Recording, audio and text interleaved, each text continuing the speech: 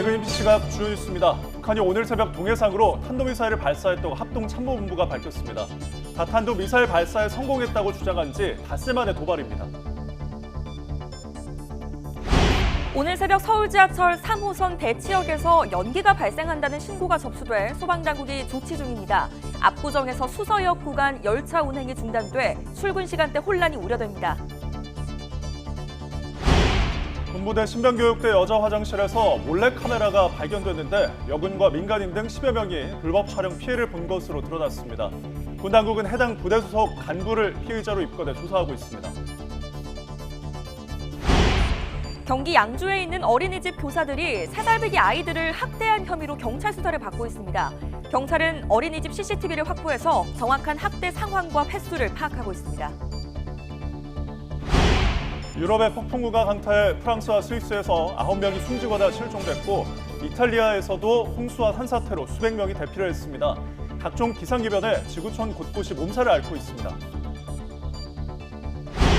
대선 토론 이후 바이든 대통령에 대한 사퇴 요구가 점점 더 거세지는 가운데 바이든 대통령이 캠프 데이비드 별장에서 가족 모임을 갖자 거취에 대한 고민에 들어갔다는 관측도 나왔습니다.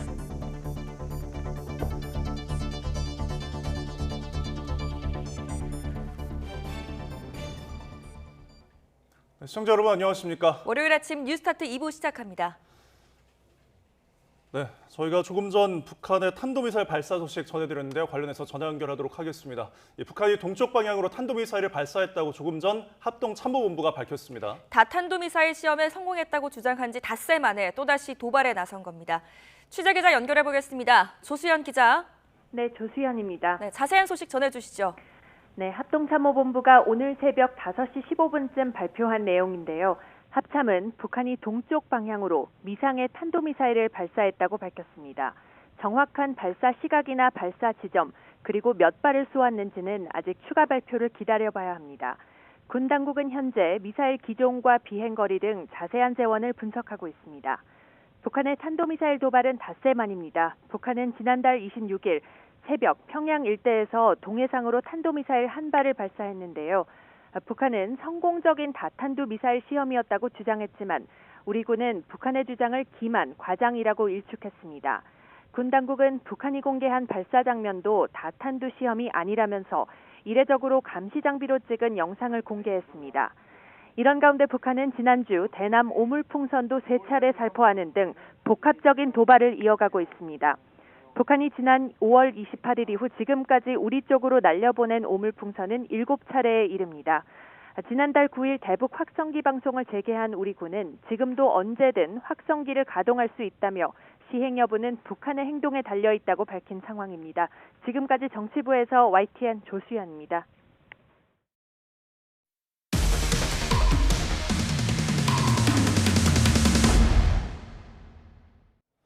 경기 양주에 있는 한 어린이집 교사들이 3살배기 아이들을 학대한 혐의로 경찰 수사를 받고 있습니다. YTN이 입수한 CCTV 영상에는 아이 얼굴을 때리거나 밀어서 넘어뜨리고 낮잠을 안 잔다며 몸으로 누르는 등 학대 정황이 선명하게 담겨 있습니다. 양동훈 기자가 단독 취재했습니다. 한 여성이 아이 머리와 얼굴을 여러 차례 손으로 때립니다. 곧 아이는 울음을 터뜨립니다. 앉아있는 아이를 밀어 넘어뜨린 뒤 굴리고 낮잠 시간에 잠이 들지 않자 온몸으로 누르기도 합니다. 지난달 초 경기 양주에 있는 한 어린이집 3살 반에서 벌어진 일입니다. 전 솔직히 처음에 못 믿었어요. 항상 저한테 웃으면서 어머니 오늘도 잘 놀았어요 했던 선생님이 그렇게 뒤에서는 막 머리 때리고 막 그랬다는 걸. 말을 잘 안 듣는다는 이유로 교사 3명이 아이들을 학대한 정황이 CCTV에 고스란히 담긴 겁니다. 보호자들은 아이들이 자주 멍이 들어오고 이상한 행동을 보이기도 해 걱정했는데 이제야 원인을 알게 됐다며 분개했습니다. 근데 최근 들어가지고 계속 밤에 깨가지고 한 번씩 한참 동안 경기하듯이 일어나가지고 잠도 못 자고 또 막 물건 같은 것을 막 집어 던진다든가. 부모들은 이런 학대가 적어도 몇 년 동안 이어진 건 아닌지 의심하고 있습니다. 가해 교사로부터 2년 전부터 그랬다는 실토를 받았다는 학부모도 있습니다. 말도 제대로 못하는 3살배기들을 상대로 언제 시작됐는지도 모를 학대 행각은 입사한 지 열흘 남짓 된 보육교사가 아이 부모들에게 털어놓으면서 전말이 드러났습니다. 부모들은 고작 열흘 일한 교사도 아는 사실을 원장이 몰랐을 리 없다며 은폐나 방조 의혹도 제기하고 있습니다. 어린이집 원장은 가해 교사들은 모두 퇴직시켰다고만 말한 뒤 더 이상의 인터뷰는 거절했습니다. 부모들은 앞으로 아이를 어떻게 키워야 할지, 혹시나 아이 마음이 크게 다친 건 아닐지 걱정만 할 뿐입니다. 어린이집은 조금 지금 당장은 못 보낼 것 같고 너무 또 일단 애기 심리치료 같은 게 더 먼저일 것 같아서 일부러 일도 퇴사한 상태고. 고소장을 접수한 경찰은 어린이집 CCTV를 압수해 구체적인 학대 상황과 횟수 등을 파악하며 수사에 나섰습니다. YTN 양동훈입니다. 저희 YTN에서는 독특한 아이템을 발굴해 다루는 게릴라 뉴스 코너를 신설해 비정기적으로 선보입니다. 오늘은 첫 소식으로 신변교육대 여자화장실 몰카 사건을 단독 취재해 전해드립니다. 함께 보시죠.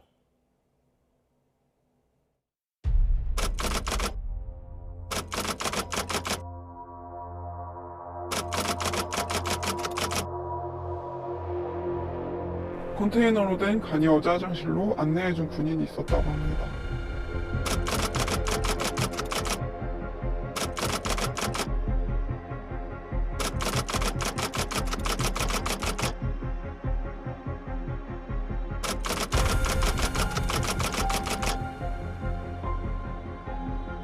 어느 화장실이든 들어가게 되면 습관적으로 화장실에 틈이 있는지, 천장이 비어 있는지 그런 것까지 살피고 또 옆에 사람이 있는지까지도 공포감을 느끼는 모양이에요.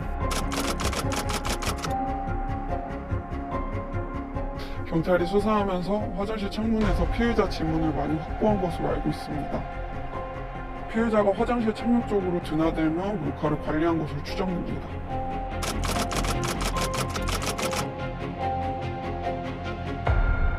그냥 화장실에 있는 몰래카메라도 포렌식을 해야 되지만 피의자가 소유하고 있는, 가해자가 소유하고 있는 휴대폰, PC, 외장하드, 클라우드까지 보면 이게 단순 화장실뿐만 아니라 다른 장소의 몰카 영상을 보관하고 있을 수도 있고 또 본인 개인 휴대전화를 이용해서 또 다른 피해자들을 촬영한 부분이 있을 수 있어서 다양한 압수수색을 통해서 한번 확인을 해봐야 됩니다.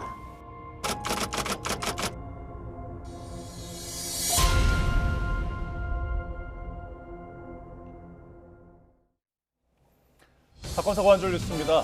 대장동 개발 사업 민간업자 김만배 씨와 돈 거래를 한 혐의를 받는 언론사 간부가 숨진 채 발견됐습니다. 경찰에 따르면 전직 한국일보 간부 A 씨가 충북 단양의 야산에서 사망한 상태로 발견됐습니다. 경찰 관계자는 그제 오후 A 씨 동생으로부터 실종 신고를 접수한 뒤 휴대전화 위치 추적을 통해 A 씨를 발견했다고 밝혔습니다. 어제 오전 10시 20분쯤 경기도 포천시 군내면에 있는 세종-포천고속도로 신북요금소 포천 방향에서 승용차 한 대가 전도됐습니다. 이 사고로 다친 사람은 없었지만 한때 하이패스 차선이 사고 수습을 위해 차단돼 차량 흐름의 정체를 빚었습니다. 그제밤 9시쯤 서울 영등포동에 있는 주점에서 이별을 통보한 연인에게 흉기를 휘두른 50대 남성이 경찰에 붙잡혔습니다. 서울 영등포경찰서는 살인미수 혐의 등을 받는 50대 남성 A씨를 조사하고 있습니다. 112에 유치원에서 살인을 저지르겠다고 수차례 허위 신고한 50대에게 실형이 선고됐습니다. 수원지방법원은 위계에 의한 공무집행방해와 경범죄 처벌법 위반 등 혐의로 기소된 50대 남성 A씨에게 징역 9개월과 벌금 60만 원을 선고했습니다. 장마전선 영향으로 대구와 경북 곳곳에 많은 비가 내려 도로가 물에 잠기고 나무가 쓰러지는 등 피해가 잇따랐습니다. 그젯밤 10시 20분쯤 경북 명주시 함항동에서 굴다리가 빗물에 잠겨 3시간 넘게 일대 교통이 통제됐습니다. 어제 새벽 3시 10분쯤에는 대구 장동 도로가에 나무가 쓰러져 출동한 소방대원들이 도로를 막고 나무를 치웠습니다. 부산 지역에도 많은 비와 함께 강한 바람이 불어 시설물 피해가 잇따랐습니다. 어제 새벽 5시 10분쯤 부산 남천동에 있는 임시보행자 구조물이 강풍에 쓰러지는 사고가 있었습니다. 부산 소방재난본부는 간판이 떨어지거나 건물 지하가 침수됐다는 신고 등 51건이 접수됐지만 인명피해는 없었다고 설명했습니다.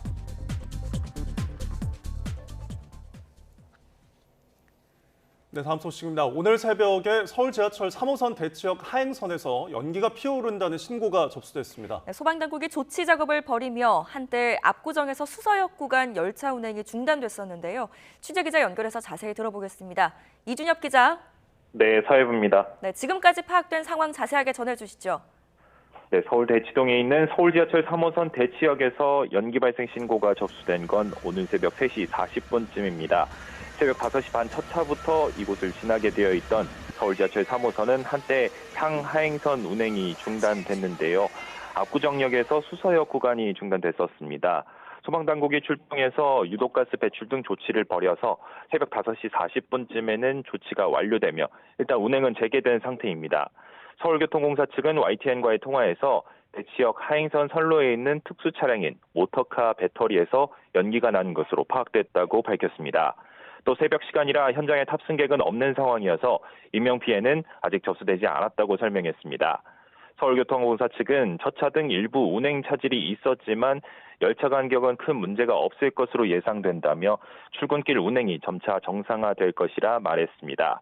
다시 한번 전해드리겠습니다. 서울 대치동에 있는 서울 지하철 3호선 대치역에서 오늘 새벽 3시 40분쯤 연기 발생 신고가 접수됐습니다. 소방당국이 출동해서 유독가스 배출 등 조치를 벌이면서 한때 상하행선 운행이 중단됐었지만 새벽 5시 40분쯤에는 조치가 완료돼서 지금은 운행이 재개된 상태입니다. 지금까지 사회부에서 전해드렸습니다. 네, 다음 소식입니다. 미국 대선 토론을 계기로 조 바이든 대통령의 건강과 인지력 논란이 커진 가운데 미국인 70% 이상이 바이든 대통령이 출마를 접어야 한다고 본다는 여론조사 결과가 나왔습니다. CBS 방송이 토론 다음 날부터 이틀 동안 실시한 조사에서 바이든 대통령이 대선에 출마해서는 안 된다는 응답이 72%로 출마해야 한다는 응답 28%를 압도했습니다. 지난 2월 같은 조사 때 출마 반대가 63%였던 데 비하면 이번 토론을 계기로 출마를 접어야 한다는 응답이 10%포인트가량 늘어난 겁니다. 네, 이처럼 조 바이든 대통령 사퇴 여론이 확산하고 있는 가운데 바이든 대통령이 캠프 데이비드 별장에 머물면서 거취에 대한 궁금증도 커지고 있습니다. 인터넷 매체 악시오스 등은 바이든 대통령이 휴일을 맞아 질 바이든 여사를 비롯한 가족들과 캠프 데이비드에 모였다며 선거 캠페인을 이어갈지 여부를 상의할 것으로 보인다고 보도했습니다. 하지만 바이든 대통령 측근들과 당국자들은 이번 캠프 데이비드 가족 모임이 이미 몇 주 전에 예정됐던 것으로 거취를 논의할 것이라는 보도를 부인하고 있습니다. 유럽에 폭풍우가 몰아쳐 프랑스와 스위스에서 9명이 숨지거나 실종됐습니다. 스위스와 인접한 이탈리아 북서부 지역에서도 홍수와 산사태로 수백 명이 대피했는데 이탈리아 남부에선 40도가 넘는 폭염에 시달렸습니다. 박영진 기자입니다. 폭우로 불어난 강물이 무서운 속도로 몰아치고 언덕의 폭포는 마을을 집어삼킬 듯 쏟아집니다. 급류에 휩쓸린 차량은 오도 가도 못한 채 밤새 헬기 구조를 기다렸습니다. 폭우에 강이 범람하고 도로가 폐쇄되면서 고립된 사람들은 발을 동동 굴렀고 헬기를 동원한 구조작전이 쉴 새 없이 펼쳐졌습니다.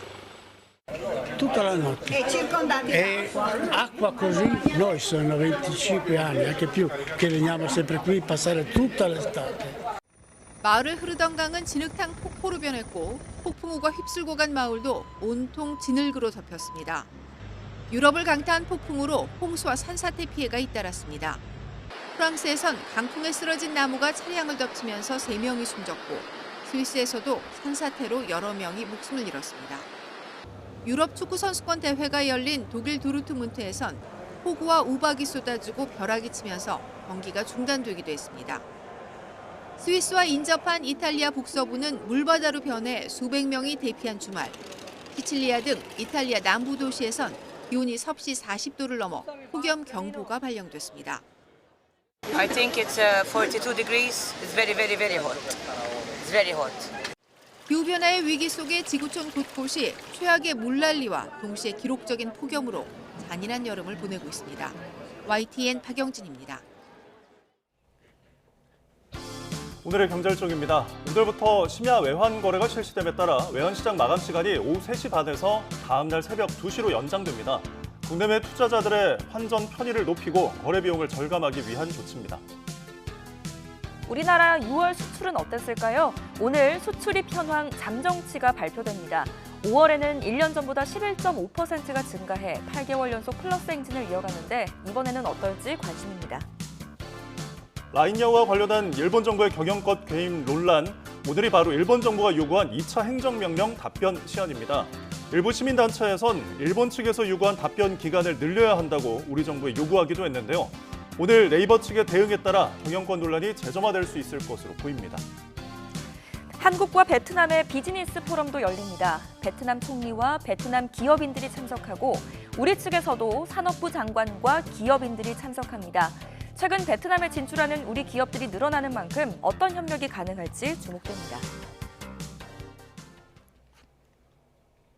위탁시설에 맡긴 반려견이 크게 다쳤지만 보상을 제대로 받지 못하고 있다는 제보가 들어왔습니다. 반려견 인구가 많아지면서 비슷한 일이 종종 반복되고 있는데 법적 공방까지 번지는 경우가 많다고 합니다. 표정우 기자가 취재했습니다. 최근 30대 남성 A씨는 여행을 가면서 애견 호텔에 반려견 버찌를 맡겼다가 나흘 만에 호텔 측으로부터 연락을 받았습니다. 목욕을 시키던 중 버찌가 욕조에서 뛰어내리며 다쳤다는 겁니다. 가족같이 생각하면서 키운 지는 얼마 안 됐지만 그냥 미안했었어요. 이 강아지한테 너무 미안했고 그리고 너무 분해했고 너무 억울했습니다. 황급히 A씨가 호텔을 찾았을 때 버찌는 다리를 아예 가누지 못하는 상태였습니다. 당시 엑스레이 사진을 보면 오른쪽 다리뼈가 여러 군데 부러져 있는데요. 결국 큰 수술까지 받아야 했고 생후 6개월밖에 되지 않은 버찌는 이렇게 깁스까지 차게 됐습니다. A씨는 욕조에서 떨어져 이렇게 심하게 다칠 수는 없다며 호텔 측에 CCTV 영상과 함께 수술비 500만 원을 배상하라고 요구했습니다. 그러나 호텔 측은 욕실 안에는 CCTV가 없고 전부 자기들 과실로 볼 수는 없다며 수술비 전액을 부담할 수는 없다고 거절했습니다. 책임을 발뺌하시는 걸 보니까 저희 상당히 당황했었고 그다음에 억울했었고 취재가 시작되자 호텔 측은 갑자기 휴점을 내걸고 연락을 받지 않았습니다. 최근 경기 파주에서도 애견 호텔에 맡긴 개가 다른 개에 물려 다치는 등 비슷한 일이 반복되고 있습니다. 현행법상 애견 호텔 같은 동물 위탁 관리 업체는 동물이 다치지 않도록 영업장을 안전하게 관리할 의무가 있습니다. 그러나 반려견이 다치거나 학대받는 등 문제가 생겨도 처벌받는 경우는 드뭅니다. 견주가 사고 CCTV 영상을 요구해도 법적으로 보여줄 의무가 없어 정확한 경위 파악이 어렵다 보니 배상을 두고 법적 분쟁으로 이어지는 일도 적지 않은 실정입니다. 어린이집 같은 경우에는 CCTV 열람 신청을 정식으로 하면은 보여줘야 되거든요. 만약에 유사하게 규정을 할 수 있다면은 좋죠. 분쟁을 최소화하거나 분쟁이 생겨도 좀 빨리 조속히 해결하려면은 법령이 좀 필요할 것 같긴 해요. 전문가들은 말하지 못하는 동물이라 사고 경위 파악이 더 어려운 만큼 CCTV 설치 기준을 강화하고 안전 기준을 제대로 지키는지 지속적 관리 감독이 필요하다고 지적합니다. YTN 표정우입니다. 가족이 갑자기 식은땀을 흘리고 의식이 흐려져 쓰러진다면 누구나 당황할 수밖에 없을 겁니다. 식당에서 한 노인이 쓰러져 모두가 놀라 어쩔 줄 몰라 하는 사이 다른 손님들의 신속한 대처로 큰일을 막을 수 있었는데요. 침착하게 응급조치를 했던 손님들 중 한 명은 알고 보니 간호사였습니다. 이현정 기자입니다. 어딘가 불편한 듯 의자에 앉은 채 몸을 가누지 못하는 남성. 갑자기 한 손을 옆으로 늘어뜨리더니 이내 고개를 푹 떨굽니다. 저혈당 쇼크 탓에 심한 어지럼증을 느낀 겁니다. 저희 아버지시고요. 평소에 고혈압이랑 당뇨 질병이 있으셨어요. 근데 최근에 날씨가 너무 무더워가지고 아침부터 좀 컨디션이 안 좋은 상태였습니다. 직원들이 어쩔 줄 몰라 하는 가운데 식사하던 연인이 밥을 먹다 말고 일어나 의식이 희미한 환자를 살피기 시작합니다. 이 가운데 여성은 환자를 식탁에 눕혀 숨을 쉬기 편하게 만들고 남자친구에게 설탕물을 떠먹이도록 했습니다. 이어 여성은 쓰러진 남성의 혈액순환을 돕기 위해 다리를 계속 주무르며 신속하게 응급조치에 나섰습니다. 이 여성은 충북 청주에 있는 재활병원에서 일하는 간호사 최지원 씨. 야간 근무 전 남자친구와 식당을 찾았던 최 씨는 환자의 신음을 듣고 몸이 절로 움직였다고 회상합니다. 제가 일하는 병원에도 당뇨 환자분들이 워낙 많으셔가지고 제 마음 그냥 가더라고요. 그냥 생각이 이렇게 나더라고요. 너무 뿌듯해서 그날은 진짜 하루 종일 웃었던 것 같아요. 두 사람의 발빠른 대응 덕에 환자는 뇌 손상 없이 무사히 퇴원해 회복하고 있습니다. 환자의 아들인 식당 사장은 아버지를 살린 최 씨에 대한 고마운 마음을 감추지 못했습니다. 전화로밖에 말씀을 못 드렸었는데 다시 한번 감사드린다고 전해드리고 싶고요. 저는 무료로 식사 드릴 수 있게 제가 제공해 드릴 생각입니다. YTN 이현정입니다. 오늘 내륙은 장마가 소강 상태에 드는 사이 무더위가 나타나겠습니다. 하지만 남해안과 제주도에는 장맛비가 계속 이어진다고 하는데요. 자세한 날씨 알아보겠습니다. 원희다 캐스터. 네, 기상센터입니다. 오늘 내륙은 날씨가 다시 더워진다고요? 네, 월요일인 오늘 내륙은 장맛비가 쉬어가는 대신 무더위가 나타나겠습니다. 서울이 한낮에 31도, 대구 32도까지 오르는 등 대부분 지역이 30도를 웃돌겠고요. 비가 그친 뒤라 습도가 높아서 더 후텁지근하게 느껴지겠습니다. 자세한 지역별 기온 살펴보겠습니다. 현재 서울 기온은 22도, 부산 22.7도를 나타내고 있습니다. 오늘 낮 기온은 어제보다 1에서 6도가량 높겠습니다. 서울과 대전, 강릉 모두 31도까지 오르겠습니다. 오늘 일부 내륙에는 장맛비 대신 소나기 소식이 있다고요? 네, 기온이 크게 오르다 보니 대기가 불안정해지면서 오후 한때 경기 동부와 강원도에는 5에서 20mm의 소나기가 지나는 곳이 있겠습니다. 또 아침까지 해안가와 일부 내륙을 중심으로는 안개가 짙게 끼겠습니다. 낮 동안에는 내륙 하늘에 구름만 다소 지나겠고 자외선이 무척 강하겠습니다. 반면 제주도는 종일 비가 오락가락 이어지겠고요. 남해안도 늦은 오후부터는 장맛비가 다시 시작되겠습니다. 모레까지 제주 산간에 최고 200mm 이상, 남해안에도 최고 120에서 150mm 이상의 폭우가 쏟아지겠습니다. 제주도는 오늘 오후부터, 남해안은 내일 새벽부터 시간당 30에서 50mm 안팎의 강한 비가 집중되겠습니다. 이들 지역은 이미 지반이 약해져 있는 만큼 산사태나 저지대 침수 등 피해가 발생하지 않도록 유의하시기 바랍니다. 네, 그럼 이번 주 장마 전망은 어떻게 될까요? 네, 활성화된 정체 전선은 남해안과 제주도에 이어 내일은 중부지방까지 북상하겠고요. 내일은 서울 등 중부지방에도 최고 120mm 이상의 큰 비가 예보됐습니다. 남은 한 주간 정체 전선이 남북을 오르내리며 비가 내렸다 그치기를 반복할 전망입니다. 지금까지 날씨였습니다.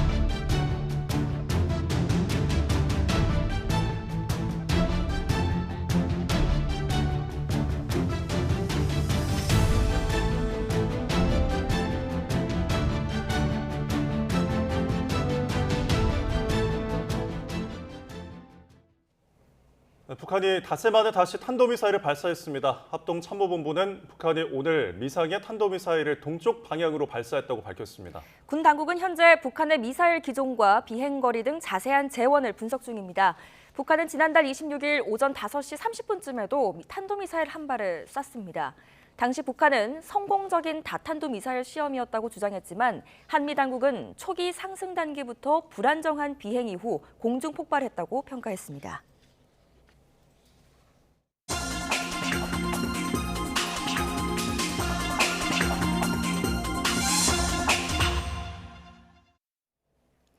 오늘의 글로벌 픽입니다. 미국 경찰이 13살 소년이 갖고 있던 장난감 권총을 진자총으로 오인해 총격하는 사건이 발생했습니다. 아시아계 소년은 가슴에 총을 맞고 숨졌는데 당시 상황이 고스란히 담긴 경찰의 바디캠이 공개됐습니다. 김잔디 기자가 전해드립니다. 현지 시각 28일 밤 10시쯤 미국 뉴욕주 유티카에서 청소년 2명이 경찰의 제지를 받고 멈춰섰습니다. 당시 무장 강도를 쫓고 있던 경찰은 이들의 인상착의가 용의자와 비슷하다고 본 겁니다. 그런데 갑자기 한 소년이 도망가기 시작하고 경찰이 급하게 뒤를 쫓습니다. 도망가는 소년은 손에 뭔가를 들고 있는데 경찰은 이것을 권총이라고 생각했고 바닥에서 몸싸움을 벌이던 경찰은 소년이 자신에게 총을 쏠 수도 있다고 생각해 소년의 가슴에 총을 쐈다고 밝혔습니다. One of the individuals fled from the officers on foot. While fleeing, the youth displayed what appeared to be a handgun, and a Utica police officer ultimately discharged his firearm once. 미얀마 소수민족 카렌족 출신인 소년은 경찰의 응급처치를 받고 병원으로 옮겨졌지만 숨졌습니다. 당시 소년이 들고 있던 것은 글록 17 5세대의 복제품, 즉 비비탄 총이었습니다. 한순간 아들을 잃은 엄마는 스스로를 자책하며 슬픔과 분노를 표출했고 경찰의 소년에 대한 총격에 강하게 항의하는 시위대로 회견이 한때 중단되기도 했습니다. We called this press conference not just to explain and be completely transparent, but to offer our condolences to the family, the community, and all that are involved. 유티카 경찰은 이번 사건이 모든 이에게 충격이자 비극이라며 바디캠을 공개하고 투명하고 공정한 내부 감사를 약속했습니다. 또 뉴욕주 검찰 역시 경찰의 총기 사용이 적절했는지 수사하겠다고 밝혔습니다. YTN 김잔디입니다. 러시아군이 현지 시간 30일 우크라이나 하르키우를 유도폭탄으로 공격해 1명이 사망하고 8명이 부상했습니다. 또 폭탄이 도심 근처에 떨어지면서 화재가 발생해 우체국 등 건물과 차량이 불에 탔습니다. 이후로 테레코프 시장은 러시아의 공격으로 1명이 숨졌고 8명의 부상자 중에는 8개월 된 영아도 포함돼 있다고 밝혔습니다. 나이지리아에서 현지 시간 29일 자살 폭탄 테러로 추정되는 연쇄 폭발이 일어나 18명이 숨졌다고 외신들이 보도했습니다. 로이터와 AFP 통신 등은 현지 당국을 인용해 나이지리아 북동부 보르누주에서 결혼식장과 병원, 장례식장에서 잇단 폭발로 18명이 숨지고 40여 명이 크게 다쳤다고 보도했습니다. 아직 테러의 배후를 자처한 단체는 나타나지 않았지만 외신은 이슬람 극단주의 무장단체 보코하람의 소행으로 추정했습니다. 프랑스에서 치러진 총선 1차 투표의 출구조사 결과 극우정당 국민연합이 압승할 것으로 전망됐습니다. BFM-TV는 여론조사 기관의 출구조사 결과를 인용해 국민연합이 1차 투표에서 33%를 득표하면서 전체 의석 577석 가운데 260석에서 310석을 차지할 것으로 예상된다고 보도했습니다. 독일의 극우정당인 독일 대한당은 지난해 이후 당원이 크게 늘었다고 밝혔습니다.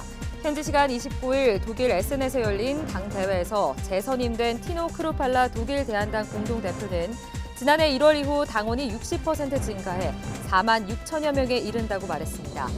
당 대회장 주변에서는 2만 명이 모인 대규모 반대 시위가 열렸습니다.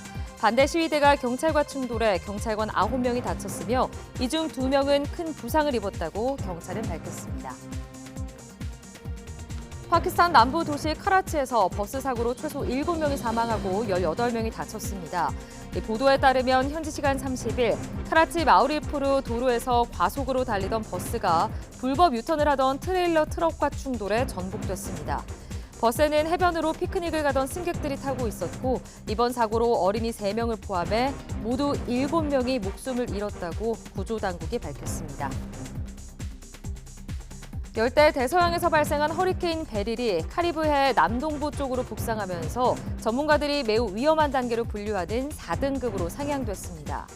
미국 국립 허리케인 센터는 허리케인 베릴이 매우 위험한 4등급으로 세력을 키운 가운데 현지 시각 1일 오전 일찍 카리브해 동쪽 끝에 있는 바베이도스 근해를 지날 것으로 예상된다고 밝혔습니다.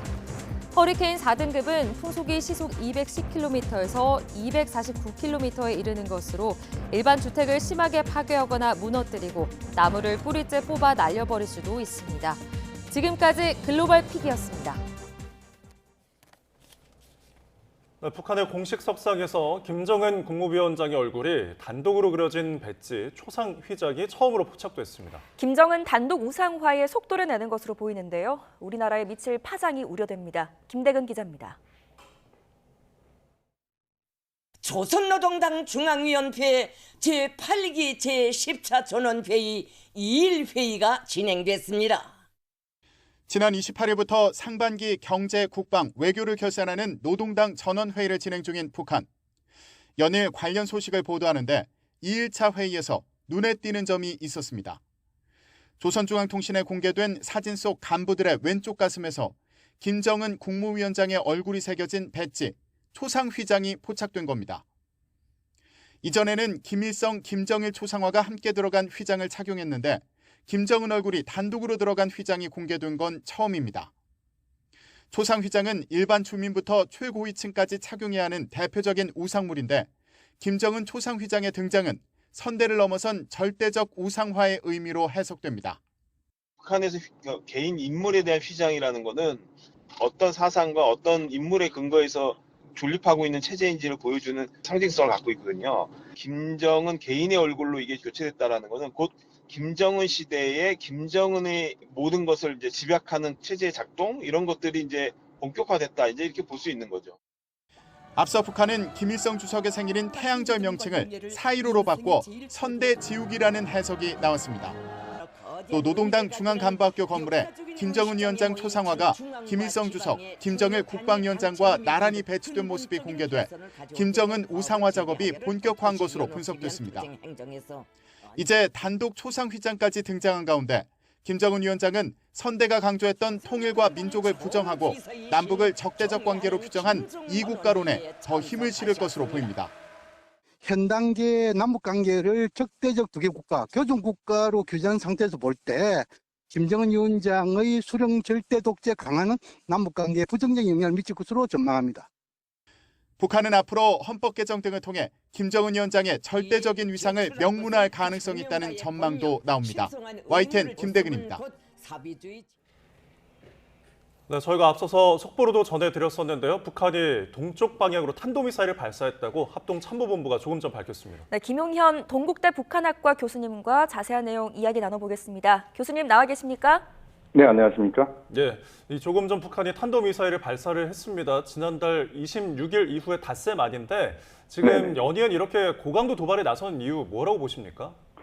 우선은 이제 프리덤 엣지 한미일 합동 해상 군사 훈련이 있었습니다. 네.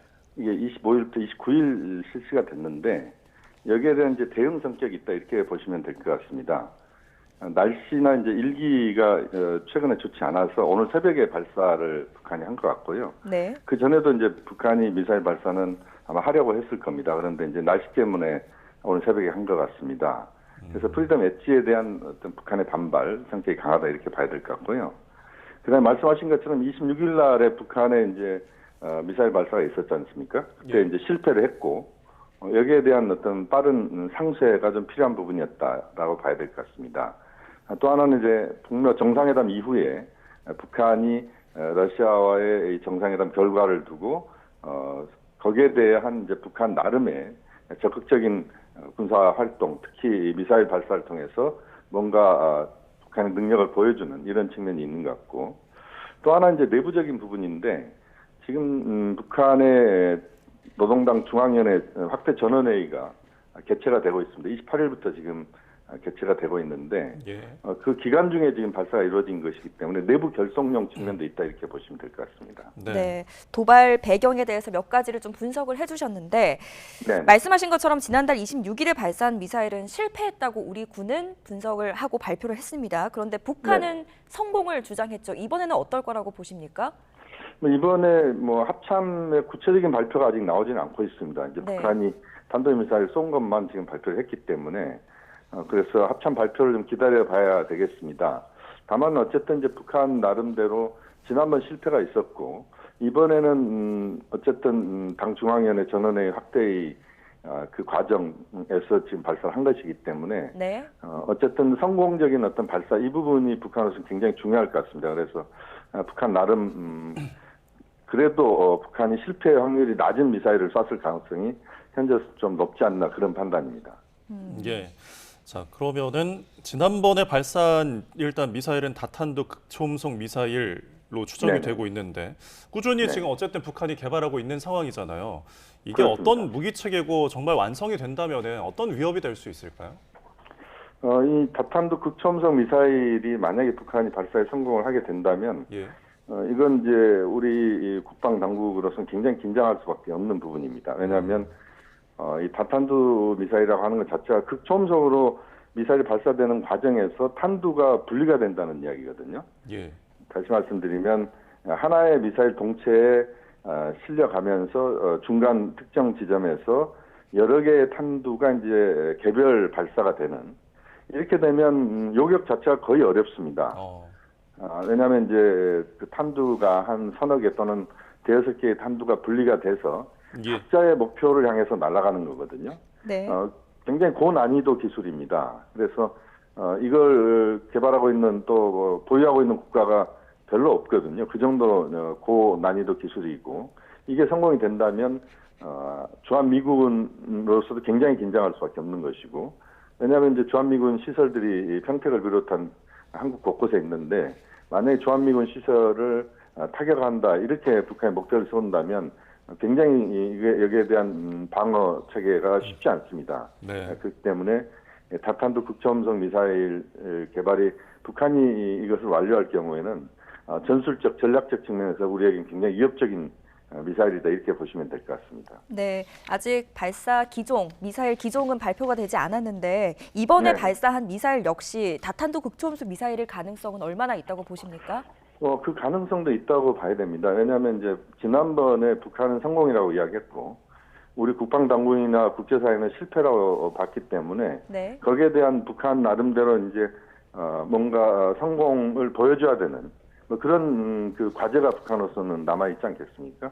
그렇기 때문에 이번에 그 극초음속 다탄두 미사일을 발사했을 가능성도 있다 이렇게 봐야 되겠습니다. 네. 예, 알겠습니다. 자, 그리고 오물풍선 도발도 계속이 되고 있습니다.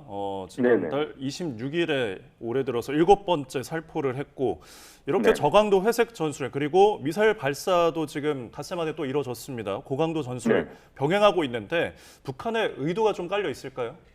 그렇죠. 분명히 북한의 의도가 있습니다. 왜냐하면 그 북한의 오물풍선 같은 경우는 대남 심리전 요소가 굉장히 강하다라고 봐야 되고, 예. 우리 한국 사회의 내부 분열을 노리는 측면도 분명히 있다 이렇게 봐야 되거든요. 또 이번에 미사일 발사를 포함한 고강도 도발 같은 경우는 미국과 국제사회를 겨냥한 측면, 또 북한 내부, 또 대남, 매우 복잡한 또 여러 가지 차원에서의 북한의 의도가 깔려 있는 부분들입니다. 예. 그래서 결국 이런 저강도, 고강도 이것을 병행함으로써 북한 체제, 또 김정은 체제가 내부적으로 결속돼 있고 또 그 과정에서 여러 능력들을 보유하고 있다. 이것을 또 보여주고자 하는 이런 차원에서의 행보다 이렇게 봐야 되겠습니다. 예. 네. 그리고 북한 도발에 대한 우리의 대응도 조금 관심인데, 일단은 대북 확성기 방송 재개를 선언하긴 했거든요. 근데 지난 네네. 이제 9일이었죠. 대북 방송기를 이제 재개한 이후에 결국은 방송을 하지 않고 있단 말이죠. 굉장히 신중한 모습인데 그 이유가 무엇이 있을까요?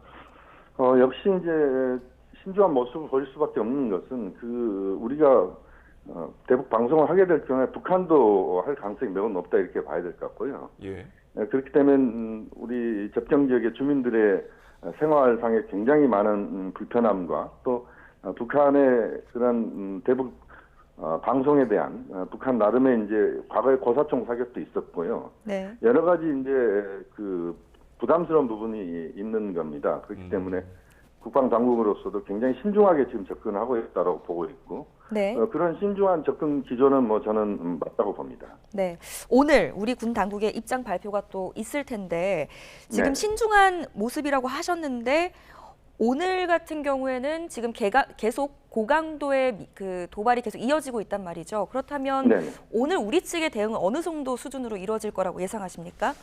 이 부분은 이제 그 북한의 이번 미사일 발사에 대한 우리 정부의 평가와 판단이 다 나와야 되는 이야기인 것 같은데요. 네. 어쨌든 북한의 행동에 대해서 또 국제사회 또 미국과의 충분한 협조 속에서 이 문제는 좀 대응을 할 필요가 있다고 봅니다. 왜냐하면 이 미사일 발사와 관련된 부분은 우리 한국 사회를 겨냥한 측면도 분명히 있고 또 그것이 가장 핵심적이긴 합니다만 또 미국이나 일본을 겨냥한 측면도 있다라고 봐야 되거든요. 네. 그렇기 때문에 한미 간의 충분한 협의 속에서 대응하는 그런 형태를 좀 보여줘야 된다라고 보고요. 상황에 따라서는 뭐 우리의 맞대응이 있을 수도 있겠습니다만 좀 더 상황 자체를 정확하게 확인하면서 접근할 필요가 있다. 신중한 접근은 여전히 중요하다고 보고 있습니다. 네, 알겠습니다. 또 앞으로 북한이 어떤 형식의 도발을 이어갈 것인지도 예상해 볼 수 있을까요? 그렇습니다. 이제 북한의 도발 형태는 뭐 아까 저강도 고강도 이야기가 나왔습니다만 어쨌든 미사일 발사에 대해서는 간헐적으로 계속할 가능성이 높다고 봅니다. 네. 왜냐하면 이제 우크라이나 전쟁 과정에서 지금 북러 간의 특수관계가 이번에 조약 형태로 만들어졌지 않습니까? 예. 그렇게 보면 이제 러시아 쪽으로 북한의 미사일들이 들어갈 가능성이 굉장히 높아지고 있다. 또 들어가고 있다 이렇게 볼 수도 있는데 이런 미사일의 능력이 실제 어느 정도인지를 러시아를 포함한 국제사회에 좀 보여준다는 측면에서도 미사일 발사가 앞으로 계속 이루어질 가능성이 높다. 또 그 중에서는 이제 기술적으로 러시아의 고급 기술이 지금 북한에 들어오고 있다는 게 일반적인 평가인데요. 네. 그 고급 기술을 반영한 북한의 미사일 발사가 앞으로도 있을 가능성이 높다 이렇게 봐야 될 것 같고 또 남측에서 지금 이제 일부 대북 전단지를 뿌리는 단체가 있습니다. 그 단체 행동에 따라서 북한의 어물풍선은 또 반복적으로 뿌려질 가능성이 있습니다. 그렇게 보면 현 시점에서는 북한의 고강도 저강도 도발은 여전히 그 가능성이 매우 높은 영역에 있다 이렇게 봐야 되겠습니다. 예, 지속 가능성이 있다 점쳐 주셨는데 자, 네. 북한의 지금 일단 처한 배경에 대해서 또 짚어보겠습니다. 주말 사이에 북한 노동당 중앙위 전원회의가 이제 소집이 됐는데 저희가 네. 앞서서 리포트로도 전해드렸지만 이 공식 네. 석상에 김정은 국무위원장의 얼굴이 그려진 배지, 초상 휘장이 처음 포착이 됐거든요.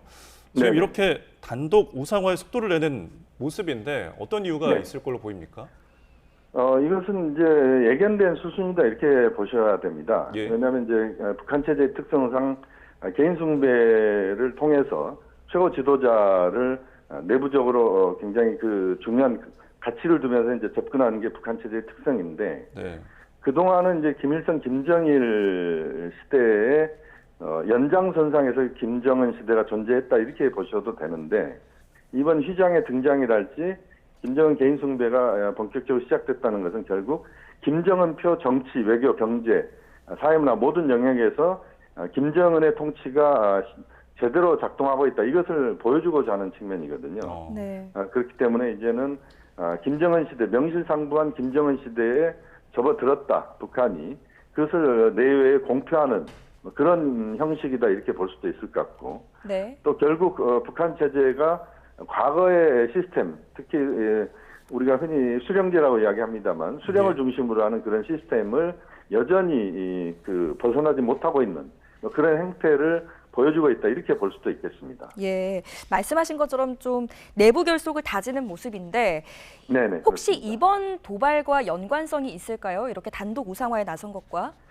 그 부분도 저는 있다고 봅니다. 왜냐하면 결국 지금 북한의 도발의 목표는 미국과 한국, 일본, 국제사회를 향하는 측면도 있고 내부 결속의 측면도 분명히 있습니다. 그렇게 보면 이러한 개인 숭배를 김정은 중심의 개인 숭배가 본격화된다는 것은 결국 내부 결속이 굉장히 중요하다는 측면이라고 봐야 됩니다. 예. 그렇기 때문에 이 내부 결속을 위해서 외부로의 도발, 또 적을 상정하면서 뭔가 내부 결속을 꾀하는 지금 뭐 한국에 대해서는 적대국가로 북한이 아예 규정을 해버리고 있는 상황은 결국 남측과의 관계를 대화를 통해서 풀기보다는 적대성을 키워가면서 남한에 대한 한국에 대한 이 적대 관계 속에서 북한 주민들의 결속 이 부분을 굉장히 중시하는 거거든요. 그렇기 때문에 이런 그 배지의 등장이랄지 이런 것과 북한의 도발 이 부분은 분명히 연관성이 있다라고 봐야 되겠습니다. 네. 네. 자, 추가적으로 북한 내부 이야기 조금 더 해보겠는데 네네. 통일부에서 작년 북한 인권 보고서를 발간을 했거든요. 네네. 2024 북한 인권 보고서죠. 자, 한국 노래나 드라마 보거나 유포했다는 이유로 좀 처형이 됐다 이런 실상이 좀 담겨 있는데 내부에서 어떤 일이 일어나고 있다고 보면 될까요? 이 부분은 이제 북한 내부의 복잡한 문제를 반영한 것이다라고 봐야 됩니다. 왜냐하면 북한 주민들의 대외 부분에 있어서 여러 이제 접촉면들이 넓어지고 이 과정에서 우리 남측, 한국 측의 대중문화가 북한에 유입되고 있다. 이것은 뭐 분명한 사실이었는데, 예.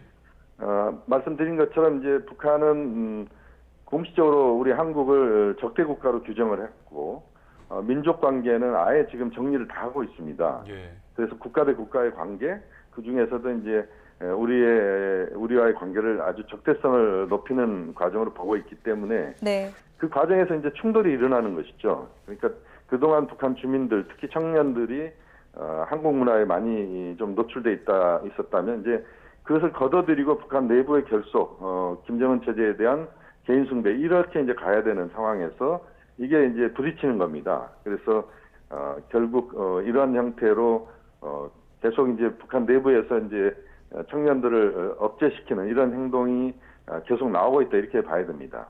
예.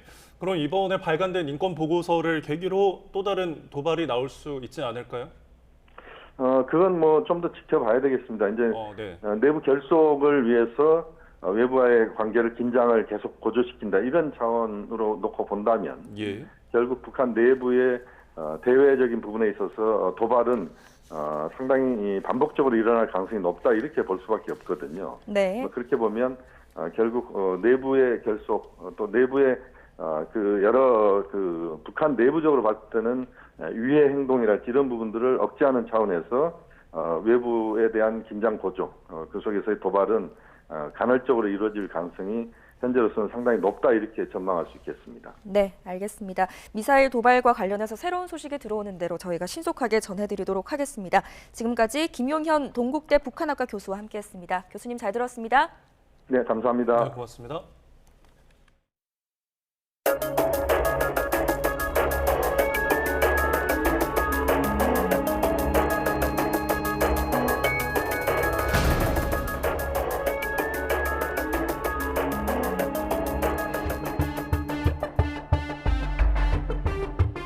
서울 성북구 도심에 떨어진 북한 오물풍선 잔해입니다. 방호복을 입은 군인이 일일이 수거에 나섰고 서울 강서구에서도 마찬가지 수거 활동이 이어졌습니다. 어린아이가 입었을 것으로 추정되는 작은 바지 곳곳에 구멍이 뚫려 있습니다. 통일부가 70여 개의 오물풍선을 분석한 결과물인데 북한 주민의 어려운 생활상을 보여주는 기와 만든 양말 등도 함께 발견됐습니다. 오물풍선 안에 뒤섞인 흙더미에서는 사람의 소장과 맹장 등에서 기생하는 회충과 편충알 등이 검출됐습니다. 주로 보건 환경이 열악한 후진국에서나 발견되는 것들인데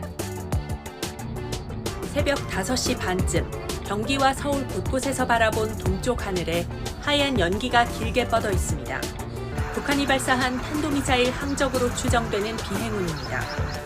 미사일은 함경북도 앞바다에 있는 알섬 쪽으로 날아가다 원산 동쪽 해상에서 공중 폭발했는데 파편은 발사 지점에서 250km까지 날아갔습니다. 북한이 지난 1월과 4월 성공적으로 발사했다고 주장한 고체 연료 극초음속 탄도미사일의 성능 개량을 위해 시험 발사를 한 것으로 보입니다. 하나의 미사일에 실린 탄두 3개가 각기 다른 목표 좌표에 정확히 유도됐다며 미사일에서 분리된 기만체, 즉 가짜 탄두의 효과도 검증했다고 주장했습니다. 북한이 미국에 대한 핵 공격을 성공하기 위해서는 ICBM의 다탄두화가 가장 핵심 과제 중에 하나고, 이번 시험으로 북한이 자신들의 독자적 기술로 다탄두화가 가능하다라는 것을 보여주고자 한 것으로 볼 수 있습니다. 군 당국은 북한의 주장을 기만, 과장이라고 일축했습니다. 북한이 공개한 발사 장면 사진도 조작했을 가능성이 있다며 우주 발사체에 이어 이번 발사도 실패하자 포장하려는 것으로 보인다고 말했습니다. 준비, 쏴! K9 자주포가 괴놈과 함께 포탄을 발사합니다. 넓은 면적을 타격할 수 있는 다연장 로켓 천무와 숨어있는 해안포를 공격할 수 있는 스파이크 미사일도 불을 뿜습니다. 해병대 서북도서 방위사령부 예하 해병대 자육여단과 연평부대가 백령도와 연평도에서 해상 사격 훈련을 실시했습니다. 한미공군의 연합훈련도 진행됐습니다. 훈련에는 세계 최강 스텔스 전투기로 불리는 미 공군의 F-22 랩터 등 한미 공군 전투기 30여 대가 참가했습니다.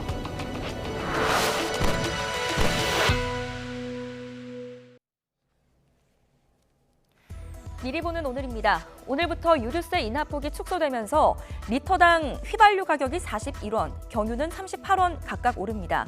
기재부에 따르면 이달부터 휘발유 유류세 인하율이 25%에서 20%로, 경유는 37%에서 30%로 축소됩니다. 기재부는 최근 국제 유가 하락과 소비자 물가의 안정세, 국가 재정에 미치는 영향 등을 고려해 유류세 인하폭 축소를 결정했다고 설명했습니다.